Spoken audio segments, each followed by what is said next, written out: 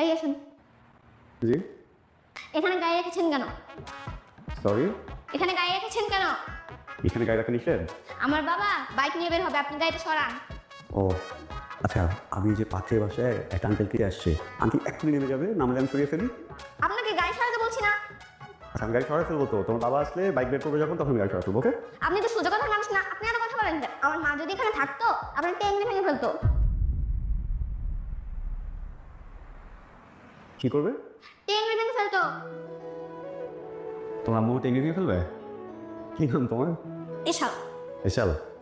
ঠিক আছে, তোমার আম্মুকে আমি রিকোয়েস্ট করবো যে তোমার টেঙ্গি না ভাঙি। ওকে হ্যাঁ, এখন তুমি ভিতরে যাও, ঠিক আছে? গাড়ি সরানোর পরে। আপনি তো এখনো আমার কথা শুনতেছেন না, আমি আপনার টেঙ্গি ভাঙতেছি। কি বাচ্চা রে বাবা।